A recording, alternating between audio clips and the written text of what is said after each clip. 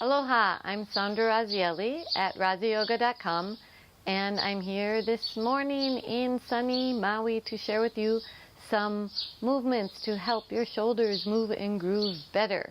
So we're going to start with one of my favorite things to do quickly.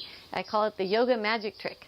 So first we do a diagnostic, and go ahead, turn your head to the left and notice how far it goes. And then come back to center. And now bring your hand right in front and take a look at the third finger, nothing else, your third finger, and then begin to move your arm as you watch your finger. Turn your head with it. Very important as you do this to keep your shoulder blade down the back. Breathe. All right, I keep going and going until I can't go anymore. And then I come back, watching my finger.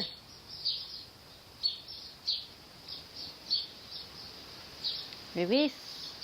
And turn my head to the, whoa, I can go a lot farther. That's already a good way to start getting things to move and groove back there. All right, second side. Take your right arm forward.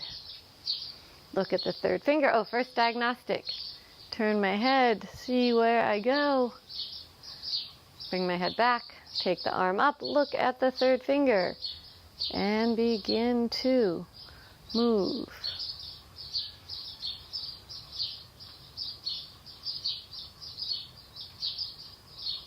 Good, and then come on back. Release my hand. Yeah, oh, my head turns a lot more. So already I'm feeling better. I'm gonna just roll the shoulders up and around. So when I do this, I'm going to encourage my head to stay steady and just get that movement in the shoulders, getting back in there. All right, to get my shoulder blades a little more active, I will grab a strap. So go ahead. You too can grab a strap. Hold it between your thumb and forefinger. Stand with your feet parallel. Parallel feels comfortable. And take the strap up. Once you're up, notice what's happening in the center of your body. Remember not to take the ribs forward. Just hold the strap up so you get your real range of shoulder motion. Standing in nice Tadasana, hips over heels. My feet root down. I encourage my spine to lengthen up. And as I encourage the spine to lengthen up, I lengthen through the side ribs. So here I'm just kind of holding the strap up. Now my feet are grounding down. Spine lengthens. Open up the space between the shoulder blades. Take a nice inhalation. On the exhalation, side bend a little bit to the left. As you side bend, turn your head a little to the right. Reach long through the right arm. Okay. If you're part of the Extra Curvy Club, you may want to do the same side. If you're not, go ahead and do the other side. So, side bending the opposite direction.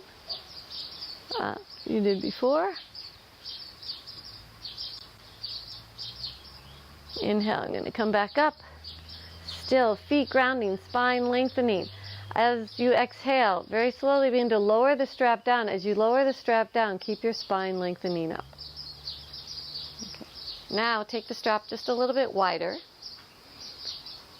Notice there's any mosquitoes, shake your arm out a little. And next inhalation, strap comes up.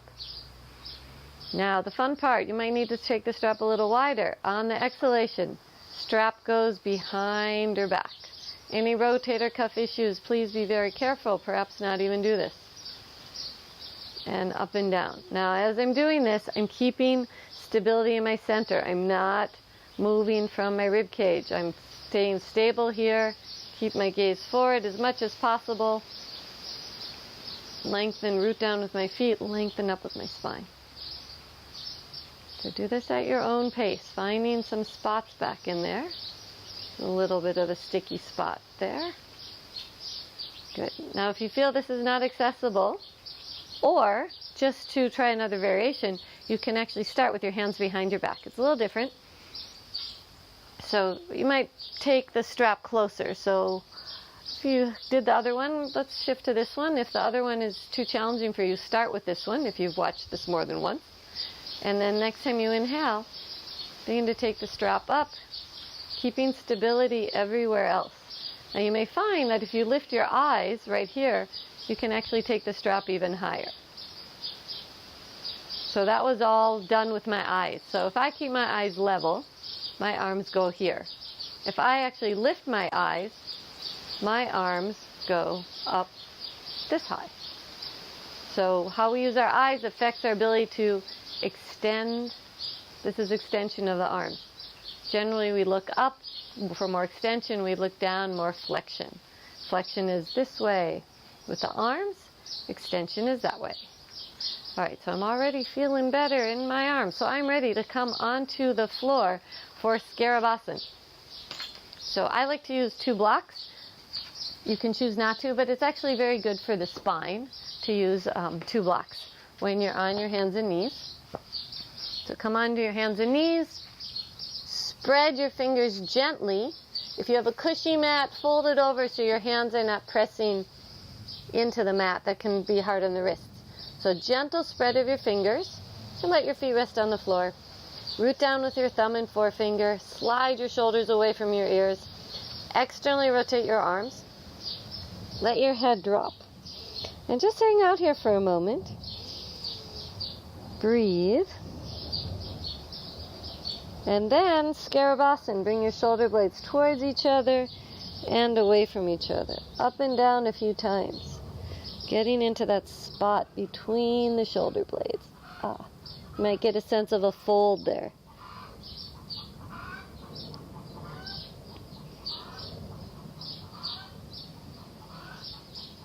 Just keep going up and down. Working at keeping everything else stable.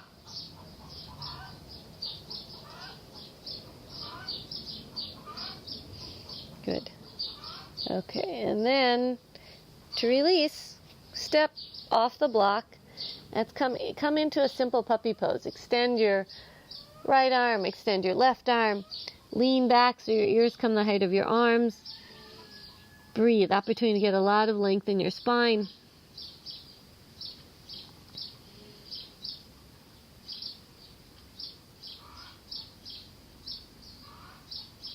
And then release. Take a moment in child's pose. Exhale.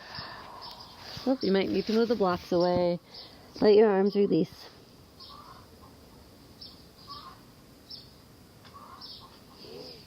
Inhale, come on up. Let's do that one more time.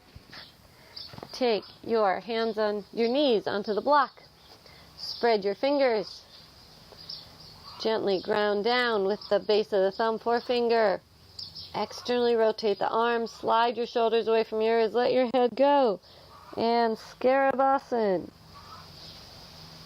We call this Scarabasana. You think of those scarabs, the Egyptian scarabs, the beetles with the wings on their backs, going up and down.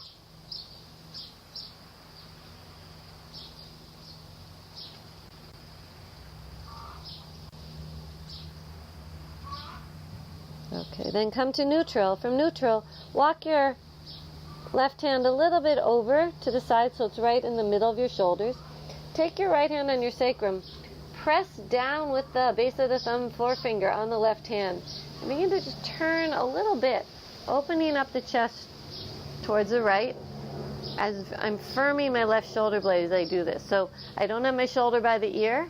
This is what you don't want to do. Shoulder blade away from the ear. Take a few nice breaths, opening up the chest, being careful that the ribs stay balanced.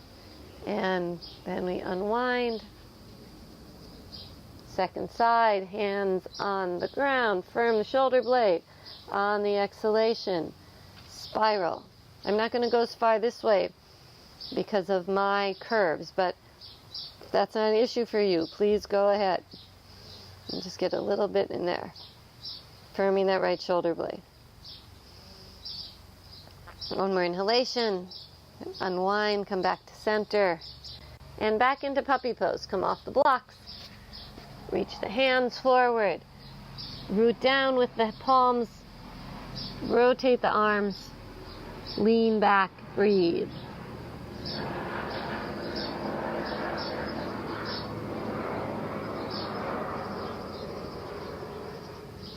And child's pose.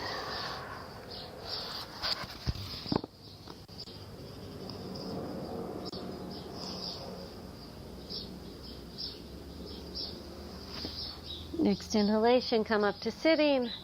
Come on up to standing. Now there's a little more mobility here. Let's access and isolate some of the muscles in the shoulder blades a little bit more. So take your right arm out in front and keep everything else stable. Lift your shoulder up and then draw your shoulder down.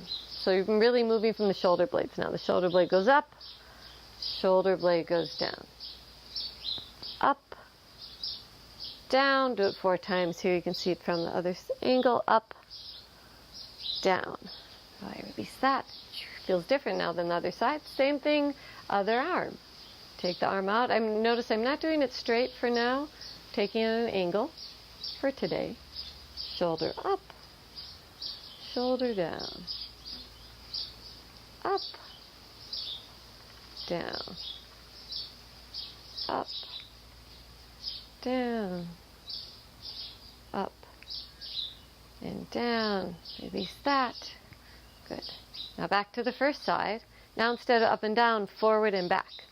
So from the angle, I take the shoulder blade forward, squeeze it back. You really feel a sense of squeezing back there. Forward, back, forward, back, forward, and back. Same thing, other side.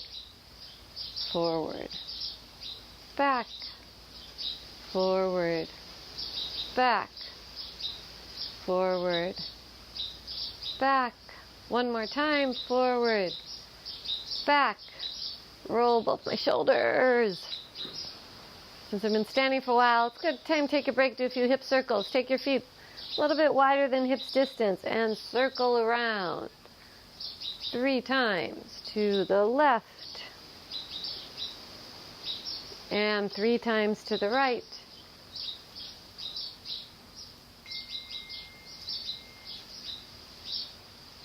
Back to center. Let's put those up and down, forward and back together.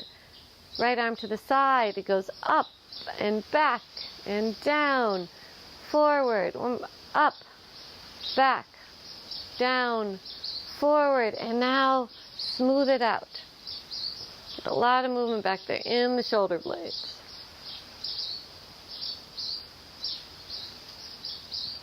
Good. And then second side. Up, back, down, forward, up, back, down, forward, up, back, down, forward. Smooth it out.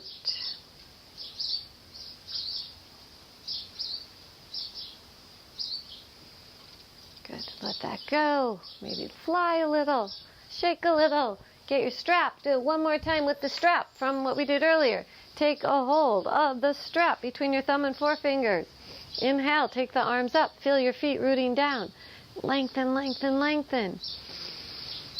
And then, when you're ready, begin to take the strap back, keeping stability everywhere else. Stability in the center.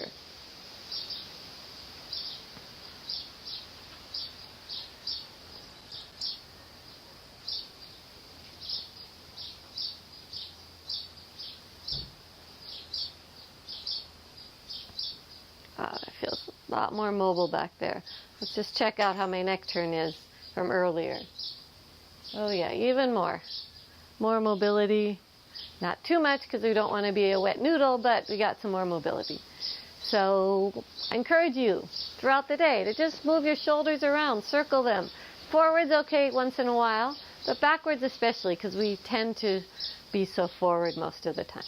So I hope this has helped you move and groove with greater agility and alacrity. And I thank you for watching.